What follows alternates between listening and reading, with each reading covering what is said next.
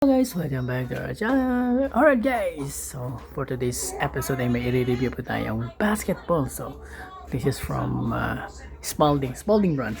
Alright guys, itong ating bola ay yan. So yung kanyang brand ay Spalding, pero hindi ito yung leather type na Spalding, but still this is the original or authentic one na Spalding, but yung rubberized na Spalding ito.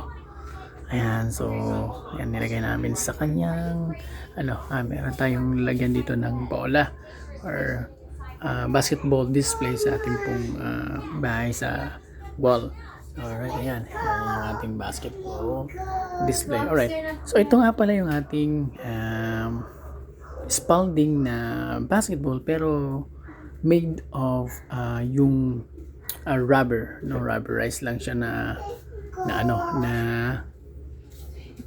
yung material na ginamit. Although yung lahat naman ng bola guys ay gawa talaga siya ng goma or rubber, pero yung ginagamit na sa mga indoor basketball court, yun yung leatherette type. Ito is pwede to siya pang indoor, pwede rin to siyang pang outdoor. Alright, so size 7 nga pala to guys.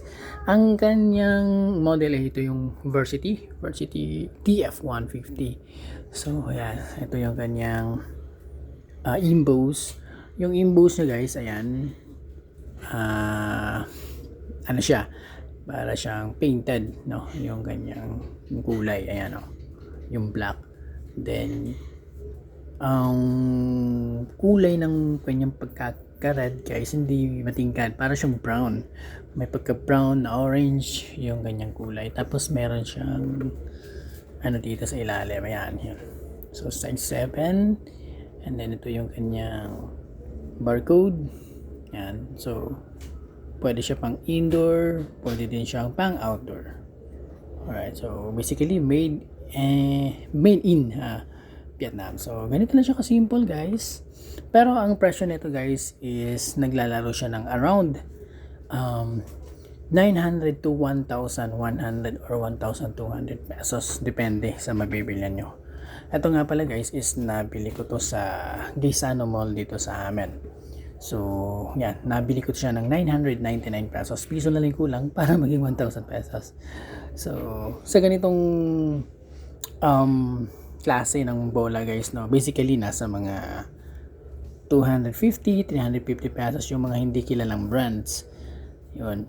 Pero yung pagtitingnan naman natin kasi yung quality guys, hindi siya katulad nitong Spalding. Ito kahit na mapudpud na ito yung parang yung mga ganyan maliliit na bilog, still usable pa rin itong Spalding na to.